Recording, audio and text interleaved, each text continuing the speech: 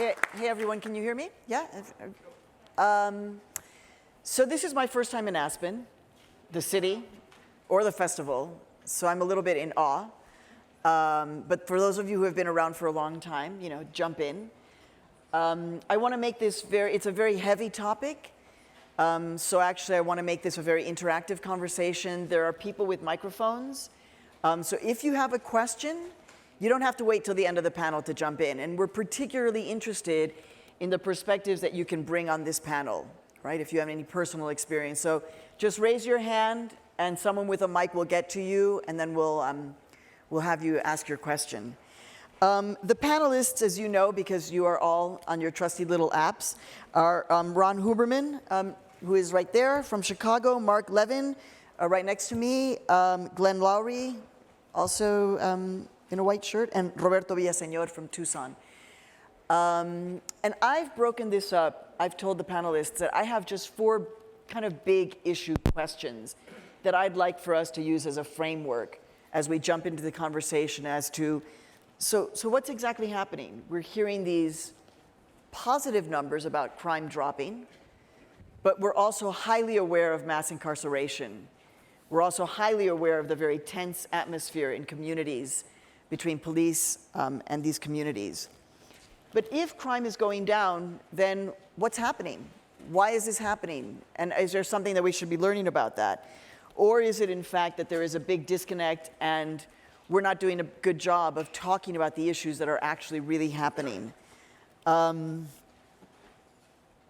very interested in a whole other conversation, which is how crime and incarceration actually leaves out a whole other sector, which actually has nothing to do with criminals per se, but it's what we call the ICE industrial complex.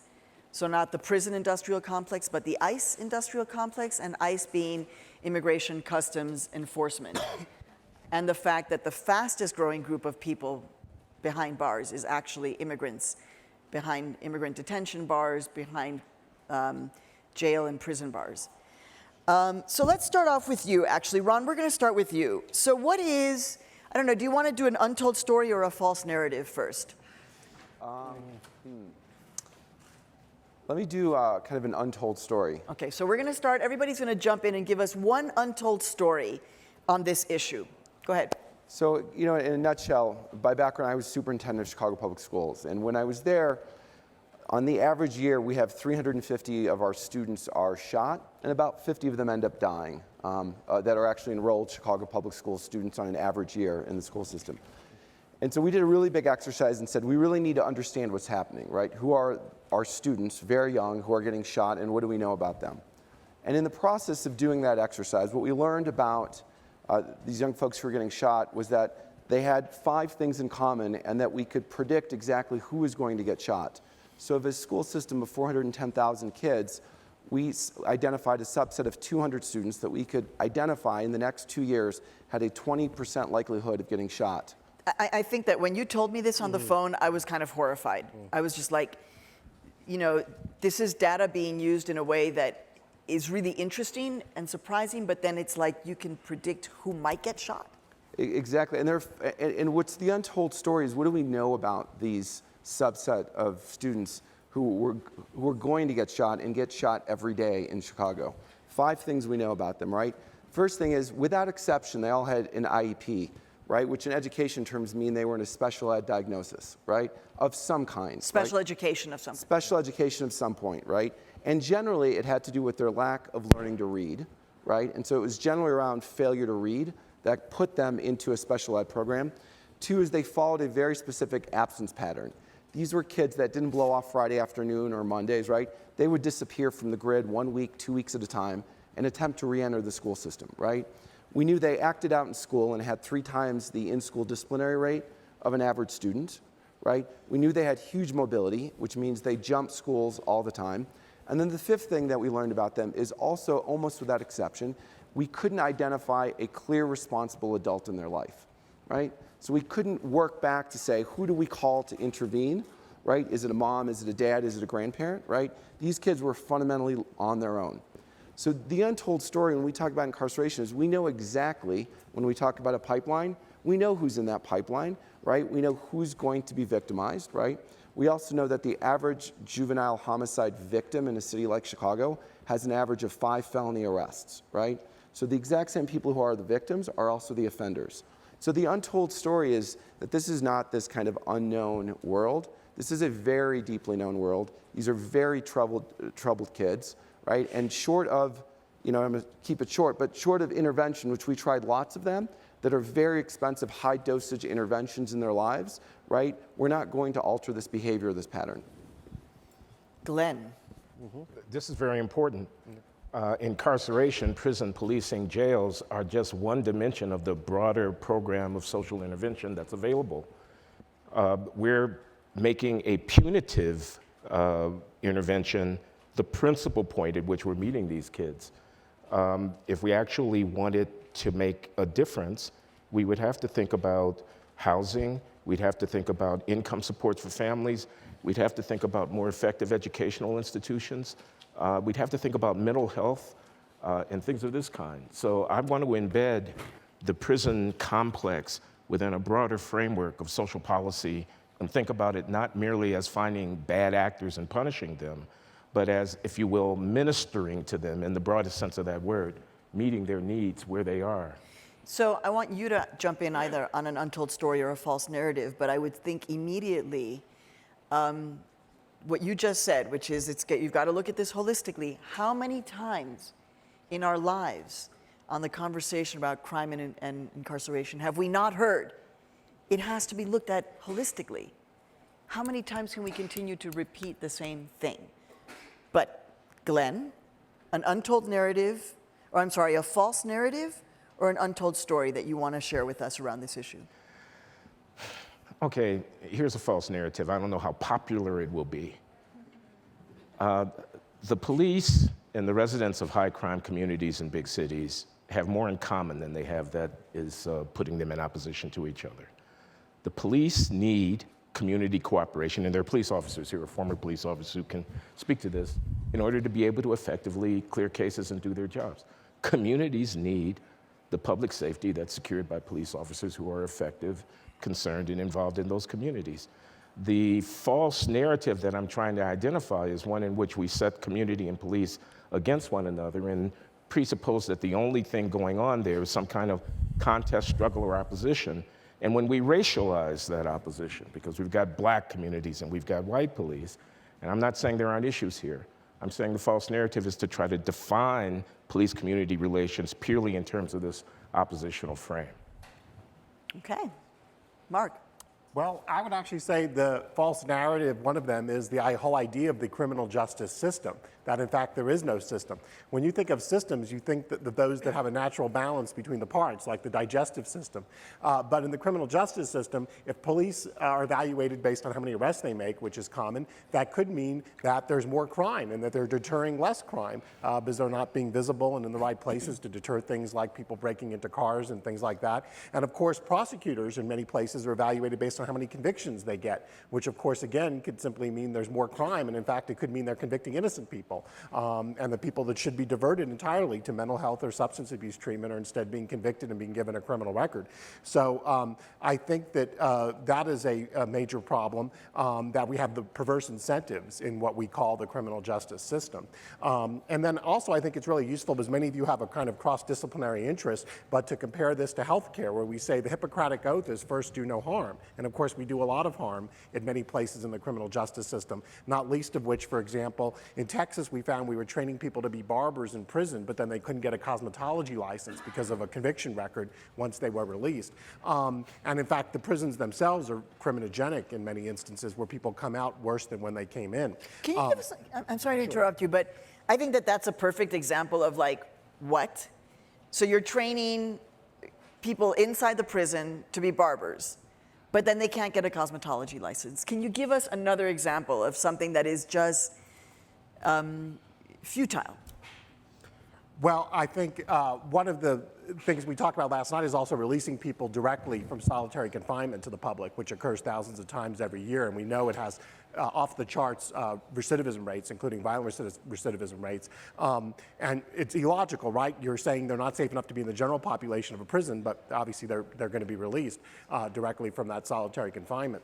And I also think as we look at the healthcare system, you say you want to diagnose someone and then figure out for people with that similar disease in the past what course of treatment has been most effective. But now we're starting to do that a little bit in the criminal justice system, but we're still basing the sanction largely on the specific offense someone committed, which may have little to do with what their risk level is, what needs they have, what intervention. So we need to diagnose somebody as soon as they're arrested, or hopefully in some cases diverted, and figure out what would reduce their criminogenic factors. And so I think we could learn a lot from that. And then you look at something like the education system, where at least in most places now we're grading schools, we're monitoring the progress a student makes. In our prison system, of course, we heard consumer reports, but there is no consumer reports on the prisons. We don't keep track of which prisons are better or worse at reducing recidivism. So we have a real lack of accountability and performance measures in the criminal justice system. Right, and then who, if we did increase the accountability and performance ratings, who's actually doing that? How independent are they? We know, for example, in terms of immigration detention centers, they get all kinds of great reviews, but who's actually doing the reviewing of those procedures, and those policies? It's another big question. Roberto, you are the former law enforcement dude on the panel. Feeling a little lonely up here, I Okay. gotta be honest. So what do you want to give us a false narrative or an untold story? Well, I think it's a combination of both. I think we were talking a little bit before the panel started. It seems in society today, there's no allowance for a middle-of-the-road approach. You're either one side or the other, and just purely labeled that based on a few words that you may utter at the beginning of a conversation. I think that if you look at what's going on with the incarceration system right now, one viewpoint, and this probably would fall under conservative viewpoint, maybe crime is going down because criminals are in jail. I don't agree with that. I think that there's a variety of issues why crime is going down. And I think what we have to look at is incarceration has to be viewed as a means of making whole, bringing the person who's incarcerated back into a productive part of society. And we're not doing that. And when you start to enter in the issue of profit for an incarceration system, that immediately in my mind brings up suspicion about what is the true motivation there. Is it to get that person back into a producing member of society, or is it just keeping the basis for your future profit earnings has to be there? But I think that where we look at this issue is that right now, as everyone knows, police are just under a microscope. And I'm not saying it's not rightful, but the issue is they're being held accountable for a variety of issues outside of their control. Incarceration, other than the initial arrest, is really part of the courts. It's part of the justice system. It's part of the prosecutors. It's part of the defense. It's legislation. It's laws that are passed by the public. The mandatory minimum sentencing laws, while they started out and everyone thought this is a great idea, it's really going to show a strong deterrent, we come up with a great idea, we put it out there, and then we never go back and revisit it and adjust it and tweak it and see how things should go. And it starts to grow and grow and grow and go into ways that you did not expect it to. Stop and frisk, I'm hitting off tangents here, so stop me whenever you want, but stop and frisk is something like that. When originally it was started, it was a good way to go out and do policing. It grew and grew and went beyond what the good idea was, and it was abused. And then it starts to cause resentment within the communities that we're supposed to be out there connecting with and protecting. So it's this issue of we throw an idea out there, everyone thinks that's great, it's great, and then we let it go and it morphs into something that we don't want to see. And I think the same thing is happening with mandatory minimum sentences, in that it is now being used in a way it just gets people out, doesn't rehabilitate them, doesn't bring them back within the fold.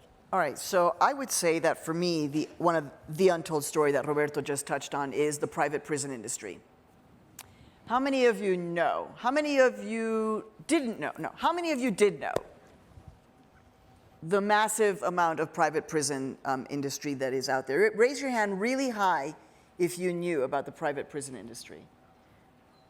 Okay, so I'm thinking there are a few of you who are like, I think I need to know about this, and I'm raising my hand, but that some of you actually, or unless you're just like brilliant because you're here in Aspen and you know things.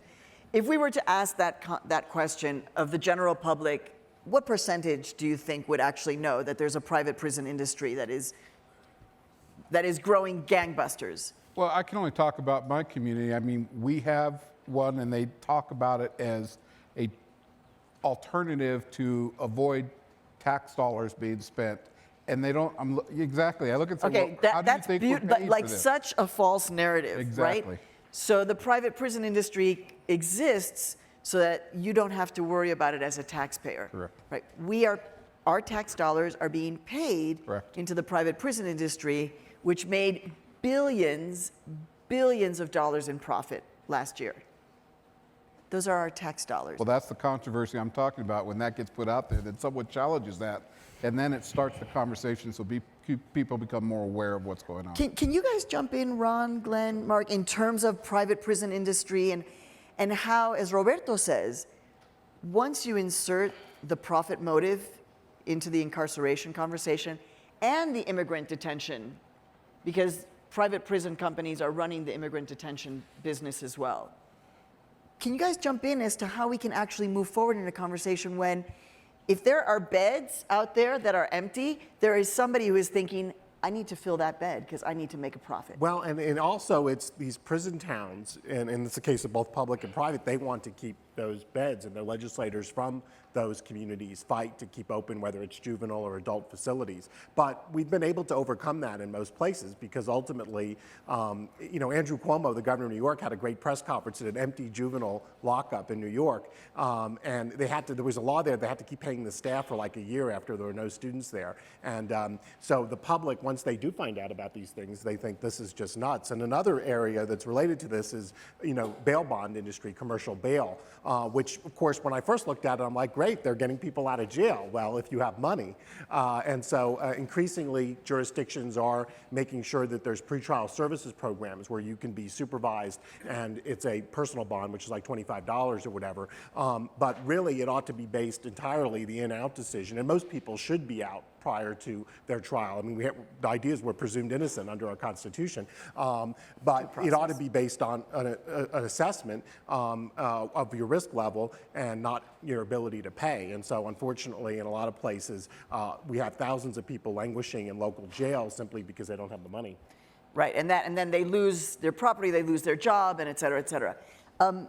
Rod? I tend to think that the privatization issue should be put in a broader context. Yes, you have profit-oriented prisons, although I think the vast majority of people who are incarcerated are not in private prisons. Sure. But you also have corrections officers' unions who have private interests. You have politicians, prosecutors who are building careers by, plea bargaining people in, by threatening them with higher. In other words, self-interested behavior in the system is not limited to profit. That's the point I'm trying to make. Right, okay. Ron? It strikes me as, it goes back to the false narrative, right? Which is all the places where, I feel like thinking about solving this problem at the point of incarceration, right, misses, I think, the most important part of the dialogue, right? Which is, what do we know about the funnel, right? What do we know long before we get to the incarceration? And if this is about tax dollars and privatization and dollars spent, right? The biggest lever for change exists there, right? What we know overwhelmingly from all of the data is that once we enter someone into the cycle of incarceration, right, very few, if anyone, has ever figured out how to change that, right? What we generally know is when we look at recidivism, what we look at behaviors and level of violence that occurs pre-incarceration and post-incarceration, right? It's a fundamentally broken cycle, right? We can and should put energy into figuring that out, and I think ideas of trying to figure out how we measure prisons, right, on recidivism, right? But I would argue that we need to back up on this conversation, right? And if you go back to some of the stats that I shared about what we know about the future pipeline of recidivism, right? We take a look at police behavior and what are the models that we have today, right, outside of arrest and prosecution, right, to reduce crime. I mean, think about every time I look at my own city of Chicago, right? We have an incredibly violent weekend that happens in the city, right? What do we actually do and who's on stage, right? There's one guy on stage and it's the police chief, right? If you look at the model of policing in America, right? Policing is only really figured out, right, how to stop crime in fundamentally two ways, in my opinion, right? One is overwhelming police force in a tight geographic area, right? That's what we hear, right? Right. Just And by the way, swarm, right? it works. It works, right? Because if you put a bunch of cops in a tight geographic area, right, and they engage, certainly historically, in stop and frisk, right, you inherently, right, have two things happen, right? Without exception, generally, you will see crime go down. Without exception, generally, you will see friction with the community go up, right? This is the cycle, right? And that is the historical model of policing. Okay, Ron, Now, so take us to the point, just jump forward. I'm going to jump forward and flip it for 1 second, right? So fundamentally, right, and that model is now not working, right? And crime, actually, if we look at violence, is not decreasing, it's increasing across the country, right? So if you look at homicide Violent crime is increasing. violent crime is increasing, right? And so it's actually traveling the wrong way. My point is that, at least from my perspective, right, having been both a police officer and working in an education system, is that when we think about the problem of incarceration, right, we really need to be investing time, energy, and dollars, right, where the lever is greatest, which is long before incarceration happens, right? And the enterprise of incarceration certainly needs to be reformed, certainly needs to be rethought. But if we had $1 on the table and we had to say, where do we want to invest that dollar, right, I'm going to argue very strongly that that dollar should be on the prevention side of this equation versus the incarceration side. All right, and so that leaves Roberto basically like, so why am I on this panel, right? In the sense of like, it's too late. If it gets to the point where law enforcement is now interacting and it may lead to incarceration, it may be too late. I want to remind you that this is a dynamic conversation. Please raise your hand. We have a question over here. We have another question over here. We'd love to bring in your perspectives. So, Roberto, do you want to just jump in there in the sense? Ask the question first. Okay, okay. Audience question first. I'm familiar with the Legal Aid Society in New York, who is the predominant defender of criminal cases in New York City. And one thing you haven't mentioned at all is the issue of judges, which is huge. In New York City, the legal aid handles 300,000 criminal cases a year. I don't know if you could guess how many trials take place in New York City in a year. Less than 1,000 criminal trials take place because there are not enough judges, and most of the judges are involved in arraignments.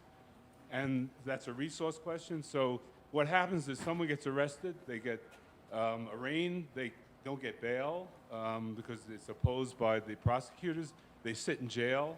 And unless you plead out, which 90% of the cases, 95% of the cases are, you essentially stay in jail for a huge time. And no one has put the resources in the judges, because if they actually went to trial and were able to adjudicate the cases, you would have a much different outcome in terms of who's in prison. So the judge problem, at least in New York City, and I assume in other places, is huge. And I'll say one other thing. The other And did you have a question? What? Did you have a question for the? Well, I got a comment. The question is, how are you going to change that? And then the other question is, how do you get me more resources into the defense part, which while you're entitled to a lawyer, there's not enough resources. And how do you get more resources in the defense part, which I think will alleviate some of the incarceration questions. Okay, Yep, no, interesting. it's a huge problem. I mean, essentially, people are being punished before they've been convicted. The punishment occurs first. And the way they get out, if they can't post bail, is by pleading to time served already. And the Cleve Browder case was a great example. I mean, 3 years for stealing a backpack in Rikers Island, and then he committed suicide, allegedly stealing a backpack. I still don't know if it's clear he actually did it. But the reality was, and they have passed a speedy trial law now a few weeks ago in New York State that will, I think, help this somewhat. But the reality is, what we need to do is create a presumptive, I think, release, prior to trial for people that are relatively low risk and relatively low level offenses. So that we get a lot of people out to begin with. Of course, through police diversion programs like LEAD in Seattle, you could have a lot of people not even taken to jail. I mean, you could argue Khalif shouldn't have even been brought to Rikers to begin with. Can you just give us 2 sentences on the LEAD program in Seattle? Yeah, for those who weren't there last night, it basically, police these are for drug offenses and prostitution, and most of them are homeless and so forth, but they hand them off to a caseworker, and there's emergency housing, there's treatment and so forth, and they ultimately don't get processed through the criminal justice system, and they've had 60% reduction in recidivism, great outcomes. But you're absolutely right on indigent defense. One of the problems is when you have these attorneys who have so many cases, they're overwhelmed, they tend to essentially become plea machines rather than vigorously representing. So one of the other consequences of that is you miss people who are innocent because the defense lawyer is not able to fully investigate the case. Maria? Yes, Yeah, Roberto. talk a little bit, because I think one of the concerns that I have with that then is that everyone likes these programs, and they're pretty much universal. Almost all jurisdictions have some type of drug diversion, some pretrial intervention system that goes out there, and they're great, and they have due success rates. However, you have one failure of one of those systems, and you let someone go who maybe was a low-level risk, and they go out and then commit a violent crime. Immediately, all the accusations come up that you are not doing your job of protecting the public. You're letting violent criminals out into the street, and look at the result. You know, famous example in San Francisco with the immigrant who involved in the murder. And so they're saying, why are you not putting these people in jail? Why are you not taking them out of society? Isn't that your job? So police are put in this untenable situation where everyone's saying, why are you putting everyone in jail? And then if you start to let people out of jail or have other alternative methods of dealing with them, and they go out and commit another crime, then everyone's yelling, why aren't you taking care of us? Right. So we have to decide that long before police get involved, there's things that need to be done to try and prevent some of these issues. I agree with Ron. That's where our effort. And there's also the role of the media, right, in kind of hyping up that story. I mean, they've got to, sadly for local news, if it bleeds, it leads. I do want to remind us, in terms of the question from the gentleman from New York, that while we are talking about crime and incarceration, right, the parallel legal system of immigration, if you are detained in this country for being in this country without papers, you have actually no basic due process afforded to you. You don't have a phone call guaranteed to you by law. You don't have a lawyer guaranteed to you by law. You don't even have to be read your Miranda rights.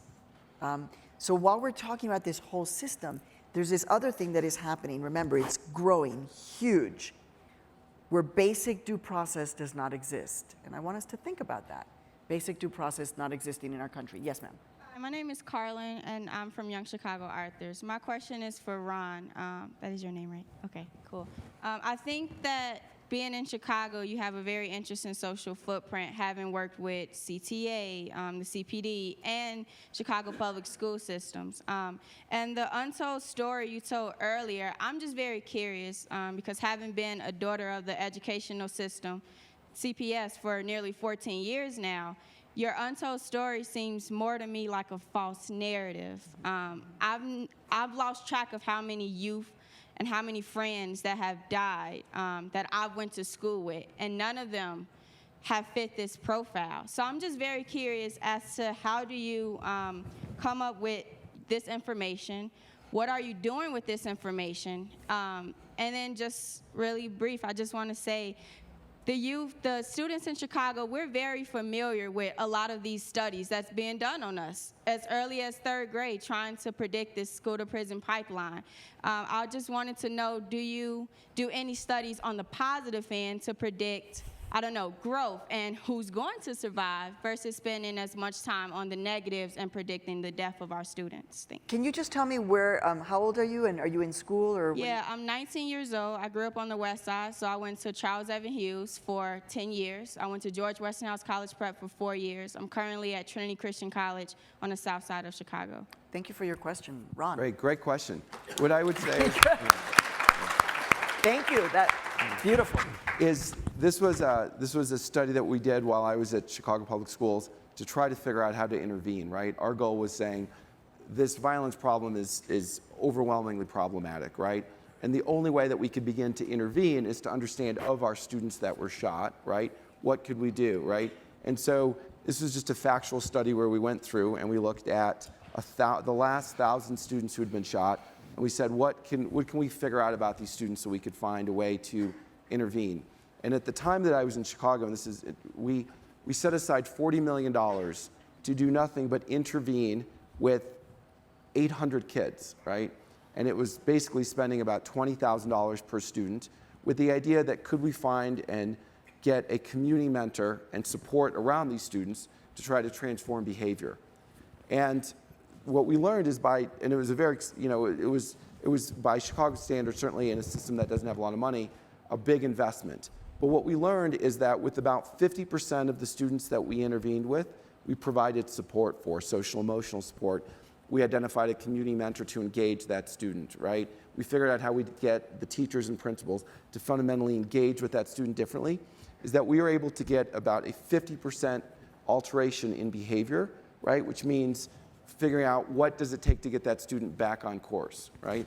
And so I'm sorry that of the friends that you've lost that had a fundamentally different narrative than the one that I shared, but of everything that we could learn with the idea of intervening and the idea of trying to find community-based help for those students, this was the narrative, this is the story that we learned about those particular students, right? And I think for all of us in Chicago, where we deal with this kind of overwhelming, gripping violence on a daily basis, right? Trying to figure out how we transform what are facts or figures, right? That to someone who's losing a friend don't mean a great deal, right? And make it into some kind of action that alters the narrative of what actually happens in these communities, right? Why do we have this level of violence? What is occurring, right, inside these communities? And so I totally appreciate your point of what you said. Every story is fundamentally different, but if we pulled it together and said, what is a common thread, right? That's what we learned that was the common thread. Okay, we have a couple of questions. Who has the microphone? If you could come around this way, if you come, yeah, yay. What I'd like to do is I have one person here and one person here and one person there. Can you guys just do 3 questions and then let us answer so that we can get more audience questions, but get them quick. So just ask your question really quickly, hand the mic to you, ask your question, and then ask your question. Hi, America. I'm actually the administrator at Walter Payton, which is in Chicago Public Schools. Shout out to young Chicago authors. Quick question has to do with, we know the data on school to prison pipeline starting in 3rd grade. If you know anything about Chicago, it seems like we're out of ideas, and I'm here at the Aspen Ideas Festival. So I was wondering, Ron, if you could speak a little bit to how do we do this? How do we get it as a priority? Because we know the data, but we're not doing it, and it's not about student to student. We're still seeing the same schools not getting any resources in the same neighborhoods where violence is reoccurring at high levels. Ideas. Okay, thank you. No, the mic is not on. There we go. My name is Marlon from Brooklyn, New York. So my question is sort of for the whole panel, and it sort of alludes from or comes from a comment that Glenn sort of he made. He sort of kind of just glossed over it. Really Can you quick. speak So right into the speak right. Really quick, the way that we have chosen to address how we look at crime, particularly in the case of folks who are addicted to heroin, we've made a conscious decision in this nation to not criminalize opioid addiction, particularly in the Northeast, right? And there's some issue, many people cynically can think about why that choice has been made. My question here is, I'm definitely alluding to race. So I want to do something like very specific to the panelists on a scale of 1 to 10. In the way that we approach and address crime and punishment in this country, how much of it do you think is influenced by how we look at race in this country? So on a scale of 1 to 10, with 1 being minimal to 10 being maximum, I want to know what you all think about that. How race plays into it. Thank you. Great question. And finally. Hi, I'm Jonathan from Baltimore, and I just wanted to really appreciate and thank you for framing the conversation about the untold and false narratives. In talking about how the immigration plays a role into this conversation about crime and incarceration. So with the untold narrative that I wanted to share and ask a question about was Black undocumented folks in this country. There's around over 500,000 Black undocumented folks in this country that experience the system of immigration and criminal justice in a very particular manner. There was a study done that said that Black immigrants are detained and deported at 5 times the rate of other undocumented populations, right? So as we take on this work to bring awareness about the ways in which the prison industrial complex chips away at my community, I wanted to hear from you about best practices to be able to do that. Who did that study? Black Alliance for Just Immigration. Oh, okay. Black Alliance for Just Immigration. It's one of my favorite organizations, actually. But just so we're clear, so new statistics are showing that black undocumented immigrants are actually held longer simply because of the question of race, which goes to the question that our friend from Brooklyn brought up, which is how can we not talk about race within any of this conversation, which goes to the question of the heroin epidemic and how it has not been criminalized, and the parents are not horrible for the fact that their kids are dying, or that the fact that the parents are dying, and that it's just this health problem that we have, which goes to our compañera's question from Chicago about, and some new ideas. So my dear panelists, Well, and we don't have a lot of time. So you've got we've got like 15 minutes to finish this up. Yeah. So nobody take the stage for too long, because I'm gonna jump you, I'm gonna quickly, because I want to respond to Erica's comment, right? So let's put Chicago aside and talk about it globally for a second, because what we have in Chicago is a colossal failure in leadership, right? But fundamentally, I'm sorry, would that mean starting with? Starting with City Hall to the state to fund the basics of public education at the most minimal levels just not occurring, right? So I think it's an exceptionally horrific case of irresponsible leadership. But let's put that aside for one quick second. And what I would say is we actually know what works. So this idea that we're out of ideas, right? What we know is that there are interventions when properly funded over a duration of time, right, helps and makes a difference, right? And in your view, why do they not stick? What happened? Is the funding pulled? Where is we're going to take it away from you when we know it works? You know, it's a confluence of things, right? But it is the politics, right, of ownership, right? So when you have elected office change and there's a successful program and it's eating up lots of funding, right? Whoever's coming in now wants to own their program and their intervention, right? Yep. There is a total disconnect between fact-based, research-based, community-validated programs that work and what policy and money goes to, right? Those two things seem to never meet, right? And so we look at examples of, oh, there's this one great program that works, and you ask the question, well, why is it not on scale, right? Where is the disconnect, right? So the example I give in Chicago is there are interventions at the community level that we know work. None of them are funded on scale. None of them are properly funded, right? And yet here we are surprised. So I agree with everything Eric is saying. I would just say this isn't a question of we don't know what works, is we can't fund and drive what works to any meaningful scale. Okay, Roberto, do you want to jump in? I mean, it's a very political thing that Ron just raised, which is no politician is going to have somebody else have credit. So, so this is a horror. It's like one of the horrors of democracy, right? That's what he's bringing up. But can you respond to maybe one of the other issues that was raised? Well, I would like to, this gentleman here and what he talks about, I think is so true. And police right now, as I said earlier, have been under heat for the past 2 years. The one thing I do know scientifically is that anything that's exposed to heat for a long time usually changes. And so this is a good thing, even though it may be uncomfortable. It's causing us to look reflectively upon our profession and see which ways that we can improve. In Tucson, we did something. We participated and joined with the Burns Institute. And we were part of a study. And I authorized this study because I thought my department, we don't partake in these type of issues of racial imbalance and so forth. And I think most departments will feel that way. So we did this, and what we did by gathering the information about the juveniles that were taken, and for the same type of offenses, which ones were booked into juvenile court, which ones were released to parents, which ones were given a paper promise to appear. And we demonstrated that we were participating with disproportionate minority representation in the juvenile justice system. And so what that was for us was an eye-opening experience in that we all have to look at how we do things, and we all have to accept some truths that may be uncomfortable, and then try and start to work on how we change that. So we instituted a questionnaire that we asked every juvenile that we arrest, and it was so clear on how we were able to reduce, and I believe we reduced our incarceration of minorities by over 60%. Because it was able to release them to other people and other opportunities to do that. Okay, I'm sorry to interrupt, but that was a success, right? How long did that last? It's still going on. It's still Yeah. amazing success. On the other side, Roberto, hold on one second, Ron. On the other side, Roberto, you, because you were based in Tucson, you actually had to take part in a law that was passed, SB 1070, which allowed police officers to basically ask any person that they deemed looked like they could be in this country illegally. You did not believe in this law. You had to actually exert this law, which brings in the question to our friend here on the connection between immigration and law enforcement and that intersection right there, and how it can also lead to these unintended consequences. But you actually had to arrest people and ask questions as a law enforcement officer that you didn't want to. Well, actually, the law went even further than that. It wasn't that any time we felt, in certain situations, if there was an arrest, we were obligated to look into the immigration background of the individual we arrested. Now, a lot of people think, well, you arrest, you take them to jail. No, it's oftentimes we issue citations for shoplifting or something like that.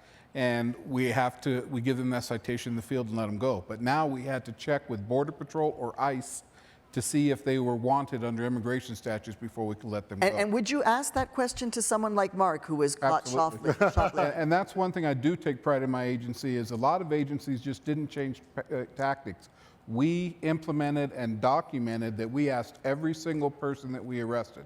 Now, we missed some. Just because it's a hard ship to turn around. And some officers didn't, and I had to discipline a couple officers for not doing that. But we wanted to make it equitable across the board, that I would ask Mark just as like I would ask someone who looked like me. But, back to the question, because it's something we get asked a lot about the impact of race. And, if you look at the research, for example, there have been studies showing if you show people photos of the same, of juveniles of the same age, they think that the black youth is older and as well as more dangerous. And of course, you also see in the area of drugs that there's roughly the same drug usage across races, but I think partly because we have police, I think rightfully they need to be in the areas where you have the highest levels of violent crime, for example, but that does lead to, if you're African American, for example, in one of those areas, you're a lot more likely to be arrested for marijuana or other drug possession than I would in some other area. And so we have to, I think, address the fact that, that of course it may not be intentional. I don't think it is in most cases. Obviously there are some bigoted individuals in law enforcement, but for the most part I don't think it's intentional, but it's still a problem. And one of the ways we can adjust for that, for example, is when we're doing, for example, risk assessment instruments, we can exclude things like, have you ever been arrested for drug possession? Because we know that has a disproportionate racial impact. So there are ways of compensating for it. But I think on the other thing, you were talking about the, one of the things that I think has worked very well in Chicago and other places is these call-ins.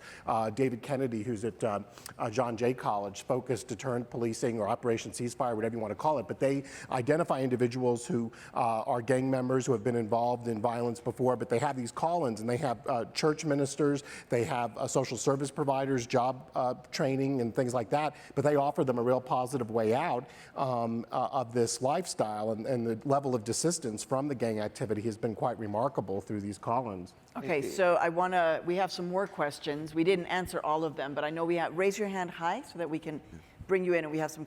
I just want to remind people also that there are so many competing narratives and untold stories, right? We are in Colorado. Marijuana is legal, as far as I understand, in the entire state, although you can't smoke outside, I guess. I'm not sure where, you can. But at the same time, the number of young people of color, Latinos, African Americans, and immigrants who are being incarcerated today, right now, being stopped because they are carrying or smoking pot, is happening. So our country has got like these duplicitous conversations going on.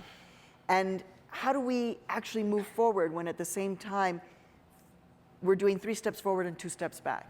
Can I interject? I'm sorry, just because I have to, most jurisdictions have minimized the issues for marijuana, and people aren't getting incarcerated. Do you believe that? That much? No.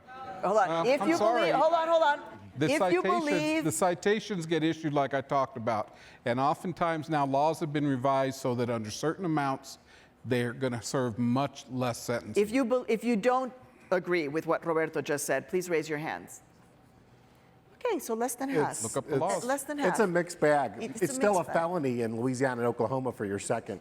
Well, it's still a felony under the federal laws. I think but if under you're, local if laws, you're, it if you're doesn't. black, brown, undocumented, you do not want to be on the street with marijuana because of what it could. Oh, hold on. Let's bring in this question. And then, Hey, Jason Primo, Aspen Fellow, South Carolina, and an aerospace manufacturer. So I've employed tens and tens of thousands of high-paid manufacturing jobs, and I'm the, hate to admit, but we don't employ folks with criminal backgrounds. When you have 12 people apply to a job, if there's 2 of them that list on their application they've got a criminal background, they go in the delete pile. You just don't have the time to get to know someone and actually do the formal background check and note that they got in the system because of a stupid incarceration. Somebody got pulled over and they found a joint, or they shoplifted a piece of underwear at a mall. I mean, it's ridiculous. There's over 200,000 unfilled jobs in manufacturing, but we've got a system where if people successfully go through a program and reintegrate in society, they cannot get the higher paying jobs that they deserve. So how about, as an idea, how about a program that wipes the slate clean for nonviolent criminals so they don't have a record? Nonviolent, they go through a program, they demonstrate integration, their slate is wiped clean, and they get access to those 200,000. what are the chances of that happening? Thank you for your question. Well, let me just say we passed a bill in Texas for misdemeanors last session where they can get the record cleaned after a few years of being law-abiding. We want to expand it to low-level felony drug possession. That's pending in Pennsylvania, the clean slate proposal this session right now. There was a ballot proposition in California as well, was there not? That would allow the reclassification. Reclassified or misdemeanor. That people like you actually become leaders in the conversation. Yeah. As opposed to people here, but that people like you become the leaders of that conversation. As much as you're like, well, I just run an aerospace company. I think that would be very, very powerful, but that's just me. We have a question over here. Yes. I'm from Louisiana, which I think may have the highest incarceration rate in the world. Yeah. My question to you is, why can we not institute on these low-level crimes release on recognizance? My son worked as an intern, public defender's office, when he was a freshman in college, Orleans Parish, New Orleans. The white kids, all made bail, release on recognizance. But the poor African-American kids, they were stuck there until they were rotting in jail. If we could just get them out, when they're arrested, put them with social services. Some of them had no family to call. And we're talking about possession of marijuana. Right. You would say, yeah. Do you have the microphone? If you have a question, raise your hand, and people with the microphones will come to you. Let me add one quick comment, too, just to this gentleman's comment about whether we look at any of these programs and the racial differences that exist. I'll be that guy, right? But if you pull it back to the economics of race, right? If you look at the United States versus any other developed nation, and you look at what we spend, the differential of what we spend on kids' education, right? It's dramatic. So Chicago's the same as any other major urban city, for an example, but Chicago will spend $600 to $800 per student per year to fully educate that student, okay? If you live in Evanston, right, so you're born literally on the other side of a street, right? The per child spending is $22,000 a year. Think about that, right? So the economics of race, right? The large systems, right? We have a property tax-based system of funding education, right? And so what you have is with the poor, that primarily African American and Hispanic communities, right, is the amount of economic dollars spent on incarceration, on public safety, versus education, right, is completely lopsided, right, to non-minority communities. And we know this, and we've known it for too long. Thank you, Ron. Yes, ma'am. Your question. Margot Pritzker. Can you put the... Margot Pritzker, Chicago. We have something in Chicago called the U-Chicago Urban Labs. This is crime, Can't hear you. poverty, health, energy, and environment. It uses data. What we do is you must know Crime Lab. Yeah. You must know Crime Lab New York. What they're doing is identifying solutions. They're testing with predictive analytics, with machine learning, with RCTs, and they're coming out with real solutions. The problem, of course, is getting policymakers to adopt them. And so, I want to know what all of you have found that. I mean, we have CPS, CPD, we have the medical, and we're running it through. And there's a new program coming out called Jail Bail that can put in front of a judge at Rikers Island or at Cook County a way to look at that kid, whether he's African American and he's got tattoos and the judge wants to put him in jail, and he looks at this and says, no, this kid's not a threat. Let him go. The white kid that looks perfectly good is really a real threat. Put him in jail or her in jail. What are you using data for in the jobs that you're doing? Okay, thank you for that question. Let's bring in one other. Does somebody else have a microphone? Yes. Okay, just ask your question quickly and we'll try to answer those two questions. Quickly, isn't insanity defined one way as doing the same thing over and over again and hoping for a different result? Yeah. So the war on drugs, which we've been in as long as I can remember, seems insane to me. Why don't we get into a different box and think about, instead of incarcerating everybody for drugs, legalize the drugs, like Amsterdam has done, and instigate an educational program, tax drugs, tax the legalized drugs highly, and instigate an educational program, a reform program, and go into a whole new box and eliminate the rate of incarceration for drug offenses. Well, I think everybody's going to be watching Colorado precisely for that reason. Thank you for your question. We'll take this and then we'll come to our panel. Michael Stubbs, Los Angeles. I'm the chair of the board of the Anti-Recidivism Coalition. And, I see on a daily basis how where we marry opportunity with potential, that the results are amazing. And I guess my question is for the person who's not here, the warden or the people who are actually incarcerating, what are we doing about rehabilitation in incarceration? Because, the recidivism rate in California is 85% after 5 years.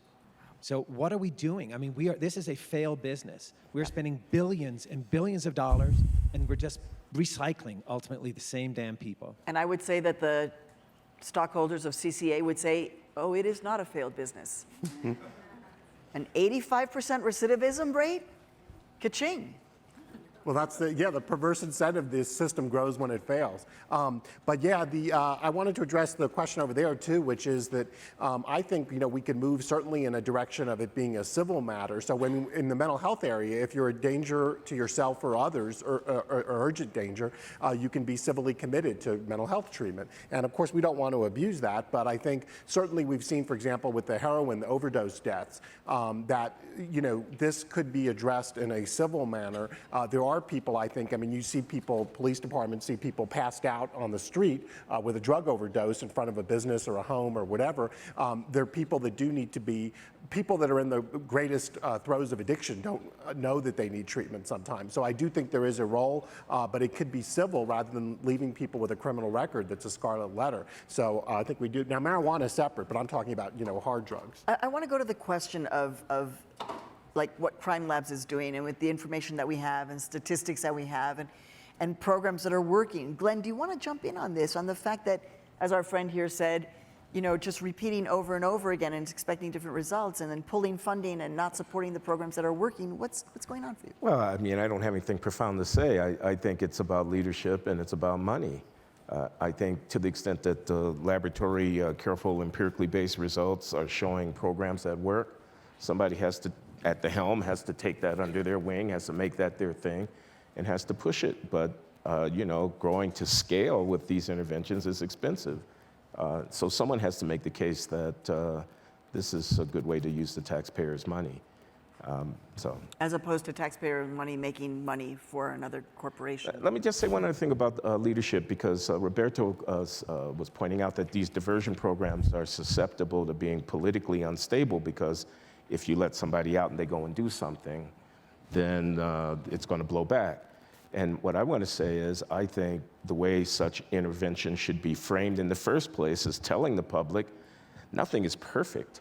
Okay, we're going to do better here than we would do if we didn't do this intervention, but there are going to be failures, okay? So public safety is a good, but it's not such a sacrosanct thing that any time it's minimally diminished, we have to scratch everything we're doing. We have to ask the people for their forbearance. We have to actually go to the people and ask them that, yes, crime is a part of our lives here. There's no eliminating it completely. We're trying to construct institutions that, on the whole, on balance, all things taken into account, are better for all of our people, and that is going to leave us with some risk. There is no zero risk environment. Okay. So you have 1 minute. I would love and you to have agree 1 with minute, and then we're done. I would love to agree with you. I think that that's exactly true. Unfortunately, my experience has been that just doesn't happen. It doesn't work. People expect perfection, and when you don't come up with it, they're very critical and just do not accept any discussion such as you just gave out. Because you're absolutely right. Nothing is perfect. There's always going to be a failure, but those failures are never accepted in stride. They're always launched new investigations as to why this program didn't work and what did you do wrong that this program didn't work, and it's always an attack type mode. And finally, Ron, you've got 1 minute to sum it all up. To sum it all up, all right, well, that's a tall order. You know, I think the confluence of this solution, right, it strikes me, it's a confluence of race, it's a confluence of politics, it's a confluence of economics, right, and it's a confluence of incentives, right? And fundamentally, what we need to figure out in a society is if you take all of those levers, right, without any one of those, right, we don't actually move the needle, right? But if we can fundamentally align in such a way, right, as to alter the big picture, right, we begin to see change. And to my earlier argument, I would argue that that needs to go way downstream, right? And we need to begin to figure out how do we fund programs, right, that from a research perspective work, that start very early on, right? Because what we know with 85% recidivism is that we have yet as a society to figure out, right, by the time someone ends up in jail, right, how we solve for that. We have a much cleaner picture, right, of how at an early age and earlier on we can begin to have really deep, meaningful impact that alters what that funnel looks like. This is a difficult conversation for us to have because I know all of you made a choice to be here because you care about this issue. And I know all of you know how difficult it is to take on an issue of this importance and of this magnitude in our country, the world's greatest democracy with the most incarcerated. How difficult it is to try to do that in 1 hour. So I thank you for your patience, for being here, for your questions, for your thoughts, especially for the young people who are owning their voices. I'm loving that. I want to say thank you to our panelists, to Roberto Villaseñor, to Glenn Loury, to Marc Levin and Ron Huberman. Roberto and I are on our way to another panel now talking about how people of color and police departments can actually begin to find a path forward. And I do want to give you a commercial that Latino USA, if you don't listen to us, you can find us on your podcasts. We're actually doing a 2-hour investigation into the death of one immigrant in a detention center, because these are stories that are not even told, again, about a whole parallel part of our criminal justice and immigration system that is growing. So I hope you listen and subscribe. My name is Maria Hinojosa. It's been my honor to have you here. Thank you so much, and I'll see you in the next panel. Thank you.